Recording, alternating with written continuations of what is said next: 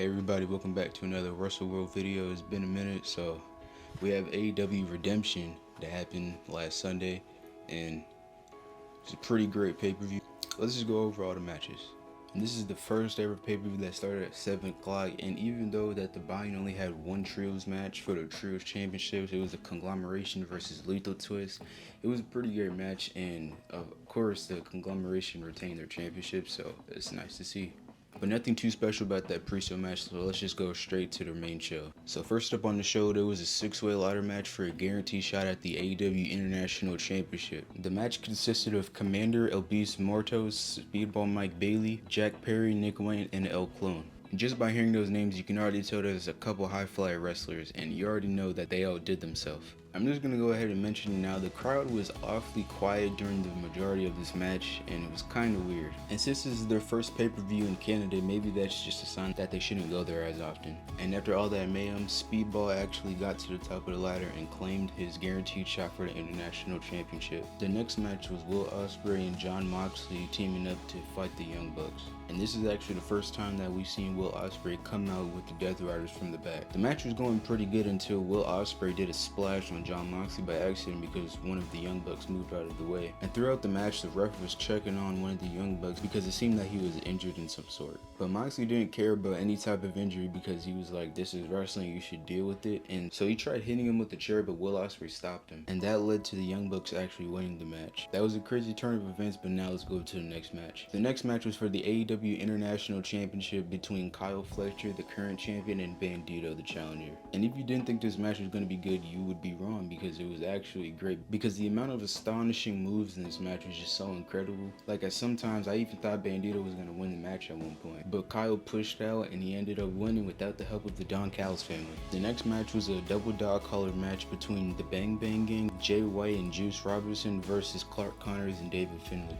And if you've been watching AEW, you should already know that the dogs were going to do something bad, and so they cheap shotted the Bang Bang Gang before the match even started. The match was going great until unexpectedly some Death Riders came out, leading to the other members of the Bang Bang Gang to come out, and they just all started fighting and then going back to the back so they could finish the match. But Marina Shafir had the assist of the match by handing Clark Connors the shillelagh to help the dogs win. After that, Will Ospreay was backstage talking until Jon Moxley interrupted him, asking him like, what was that all about and what he did out there. And Will Ospreay tried to explain to him that he's not trying to kill anybody because he doesn't get anything out of it, but Moxley doesn't care. And he starts getting mad and saying if he doesn't want to take matters into his own hands, he will instead. After that promo, the next match was for the TBS Championship between Hikaru Shida and Maya World. And you can tell that the crowd really wanted Maya World to win, and that's actually what happened, meaning that she is now the lowest reigning TBS champion ever.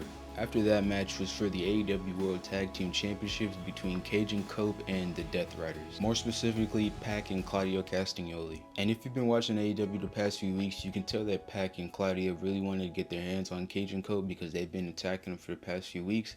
And during this match, they really had control the majority of the match. But if you watch wrestling often, then you should really know that the person that's in control of the majority of the match is usually the loser. And in this case scenario, it was true, and Cajun Cope retained their AEW World Tag Team Championships. After that, it was a no-holds-bars match between Chris Jericho, the Painmaker, and Tommaso Ciampa. This was the most brutal match of the night, and half of the stuff wasn't even necessary. Ciampa even beat up a doll and managed to pin it, but only got to 2 because Chris Jericho stopped him. These two have been beefing for a few months, and I'm assuming that after Redemption it should be over because of how the match ended. The match ended with Chris Jericho using a power drill and drilling Tommaso Ciampa right in his head. The ref stopped the match immediately because that's just not right. After that was a backstage promo from the Divine Dominion and Mike Foley. He planned it on asking them questions, but they had other plans because they wanted to ask him the questions. The Divine Dominion were saying that they have beat every single tag team in AEW and there's nobody that's better than them. But Mike Foley suggests one team that they haven't fought yet, and that team is the Brawling Birds. And this almost guarantees that at All In it will be the Divine Dominion versus the Brawling Birds. They're just saying it without actually saying it. The next match was for the AEW National Championship between Mark Davis and Andrade. Starting off with Andrade, he already has a new entrant entrance, so we're gonna have to say farewell to his old music, which was still loved by many people. But the match was overall good. There was no interferences by the Don Callis family or anyone else, which led to Mark Davis losing the AEW National Championship. It seemed that all the members from the Don Callis family that were wrestling at the Redemption pay-per-view really didn't need help from Don Callis or any other members,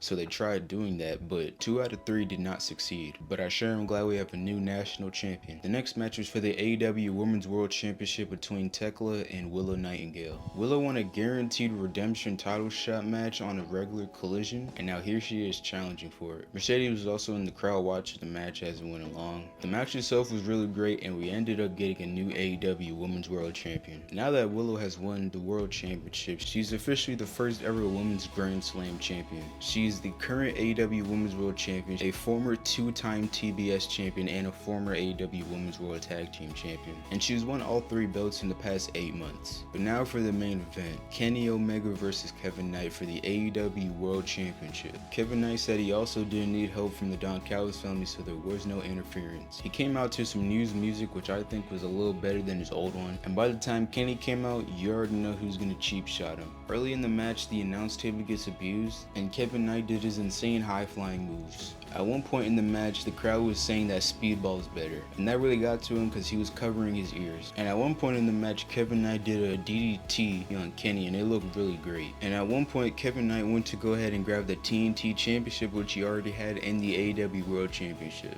He hid the TNT Championship under the apron and used the World Championship to try to attack him, but knew that the ref was going to take it from him. Then he went under the apron and took the TNT Championship and tried to hit Kenny with it, but that didn't work out. And then they both started trading counters, and it looked like Kevin was gonna win. But Kenny can't go out that easily. And at that point, he was really tired, so he just did the one-wicked angel and ended the match, and now he is still our world champion. But as soon as he wins, the Death Riders come down to beat him up. Will Ospreay was not even with them this time, and who knows where he was. The Young Bucks came down to help, but they were already outnumbered, so they got put away quickly. Marine Shafir handed Claudio a chair, and they were going to try to snap Kenny's neck off. Right when Claudio was about to go ahead and do it, Ospreay decides to come out. Ospreay's telling them that they shouldn't really do that because it's not good, and that's not the type of person that Ospreay wants to be. Ospreay was trying to go into all-in with Kenny Omega at 100%, and the Death Riders were obviously trying to prevent that. But after Jon Moxley hands Will Ospreay a plastic bag so they can do what they did to Bryan Danielson on Kenny Omega, Ospreay decided to turn on Jon Moxley instead. With Kenny Omega still being down, he had no idea what was happening, so when he woke up and saw the plastic bag next to him and Will Ospreay holding his championship, he snatched the championship from him, and after you thought everything was great and the show was gonna end, Kenny Omega turned on Will Ospreay.